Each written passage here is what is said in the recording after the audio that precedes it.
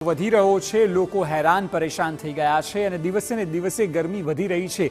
એકંદરે જોઈએ તો આખા રાજ્યની વાત કરીએ તો 45 ડિગ્રી જેટલું તાપમાન લગભગ તમામ જગ્યાએ જોવા મળે છે। જો કે અમે આપને બતાવીએ કે અમદાવાદ શહેરની જ જો વાત કરવામાં આવે તો સવારે 7 વાગ્યાથી લઈને રાત્રે 10 વાગ્યાનો જે ગ્રાફ છે તે આપની સામે છે। 7 વાગે જુઓ 30 ડિગ્રી, એટલે 30 ડિગ્રી તો કદાચ વિદેશમાં આખા દિવસ દરમિયાન હોય તો એ લોકો હેરાન થઈ જાય, એટલી તો અહીં 7 વાગે જોવા મળે છે। ત્યારબાદ તેનો ગ્રાફ વધે છે। બપોરે 12 વાગે જો આપ જોશો તો 30 થી 41 ડિગ્રી જોવા મળે છે અને સાંજે 6 વાગે જ્યાં સૌથી વધારે ગરમ પવન પણ હોય છે, લૂ લાગતી હોય છે, ત્યારે 6 વાગ્યાના સમયે 43 ડિગ્રી તાપમાન પહોંચી ગયું અને એ ધીરે ધીરે રાત્રે 10 વાગે પણ 38 ડિગ્રી છે। એટલે શરૂઆતથી લઈને રાત સુધી જોશો તો 30 ડિગ્રીથી સતત તાપમાન વધી રહ્યું છે અને એટલા માટે જ લોકોએ થોડી સાવચેતી રાખવી જરૂરી છે। જે પ્રકારે ડૉક્ટર ગાઈડલાઈન આપે છે એનું પાલન કરવું જરૂરી છે, સતત પાણી પીવું જરૂરી છે। આ તમામ પગલાં લેવા અત્યારે ખૂબ જરૂરી છે જ્યાં સુધી વરસાદ ન પડે।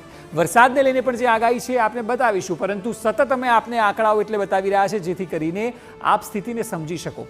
આપ જુઓ 2024 અત્યારે જે છે હાઈએસ્ટ અમદાવાદમાં જે તાપમાન ગયું હતું તે 46.6 અને 2016માં 48 સુધી અને 1916 આ એટલા માટે 1916નો આંકડો બતાવી રહ્યા છે કારણ કે લોકો ગ્લોબલ વોર્મિંગની જ્યારે વાત કરતા હોય ત્યારે 1916માં પણ હાઈએસ્ટ 47.8 ડિગ્રી અમદાવાદ શહેરનું તાપમાન ગયું હતું।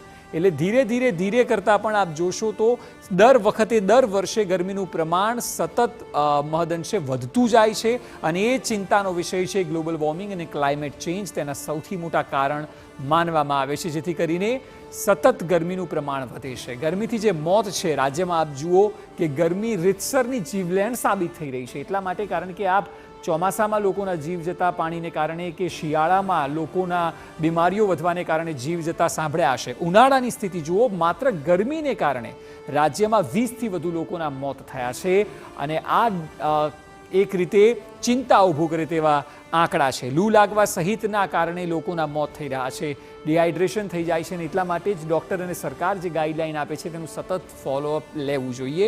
અને સુરતમાં જુઓ 9 લોકોના મોત, જ્યારે વડોદરામાં 4 લોકોના મોત ગરમીને લીધે થયા છે। એટલે શહેરમાં જ આ સ્થિતિ વધારે કપરી દેખાઈ રહી છે। આપ જુઓ જામનગર, રાજકોટ અને મોરબી આ ત્રણેય જગ્યાએ એક વ્યક્તિના મોત દિવસ દરમિયાન જોવા મળ્યા। ગરમીને કારણે હાર્ટ એટેકના કેસ વધી રહ્યા છે, ડિહાઇડ્રેશનના કેસ વધી રહ્યા છે। મોટે ભાગે જે લોકો મોતને ભેટ્યા છે, હું આ જ કહેવા જઈ રહ્યો તો વૃદ્ધોને વધારે અસર થઈ રહી છે કારણ કે ગરમી વધારે પડી રહી છે અને તેની સીધી અસર જ્યારે એક ઉંમરથી વધુ ઉંમરના લોકોને થઈ રહી છે। હીટવેવથી મૃતકાંકમાં 30% વધારો થયો છે। ગત વર્ષોની સરખામણીએ જોઈએ તો એ આંકડો 30% જેટલો વધ્યો છે અને આ વખતે મે મહિનાના છેલ્લા 4-5 દિવસોથી રેકોર્ડ બ્રેક ગરમીને કારણે આ સ્થિતિ સર્જાઈ છે।